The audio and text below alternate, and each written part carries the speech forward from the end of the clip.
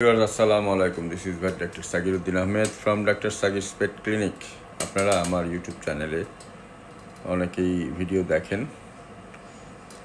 এবং ফলো করেন। তো তাদের উদ্দেশ্যেই আপনার সাধারণত পোষা প্রাণী রিলেটেড চিকিৎসার ভিডিও আমি বা বিভিন্ন এনিমেলের ভিডিও আমি পোস্ট করি, সাথে সাথে মাঝে মাঝে ইসলামিক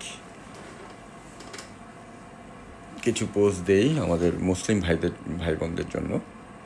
তো আজকে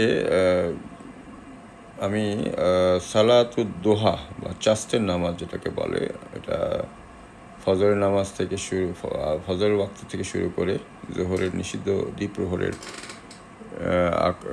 নিষিদ্ধ যে সময়টি আছে নামাজ পড়ার, সেটার আগ পর্যন্ত যে সময়টা, এটার মধ্যে দুই রাকাত করে 12 রাকাত পর্যন্ত পড়া যায়। তবে সর্বনিম্ন 2 রাকাত পড়া যায়।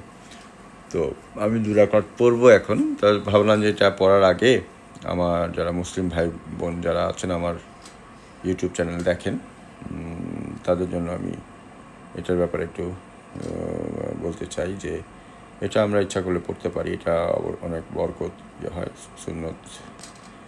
আমরা মেডিটেশন করার জন্য মানুষ অনেক টাকা খরচ করে এবং পরবর্তীতে দেখা যায় যে, আমি কিছুদিন আগেই এক পাখি নিয়ে এসেছিলেন এক ভদ্রলোক, আমার চেয়ে অনেক বয়স সিনিয়র হবে, আমি 50-র ঘরে, উনি 60-র ঘরে। তো উনি বললেন যে উনি এক সময় কোনো একটা মেডিটেশন অর্গানাইজেশনের সাথে জড়িত ছিলেন, কিন্তু আলটিমেটলি উনি যেটা বোঝাতে যাচ্ছেন যে সেই মেডিটেশনগুলো দিয়ে অ্যাকচুয়ালি কোনো একটা ভ্যালুয়েশন হয়নি তাদের। তো যেটা উনি বলতে চাচ্ছিলেন যে নামাজের যে মেডিটেশন এটাই সবচেয়ে গুরুত্বপূর্ণ এবং মনোযোগ আকর্ষণ করে, এটা তার অভিজ্ঞতার আলোকে, এটা ওনার ওপিনিয়ন উনি জানিয়েছেন আর কি। তো আমিও ওনার সাথে একমত যে আমিও অবশ্য কোনো মেডিটেশন কোর্সের সাথে বা এর সাথে কখনো জড়িত ছিলাম না।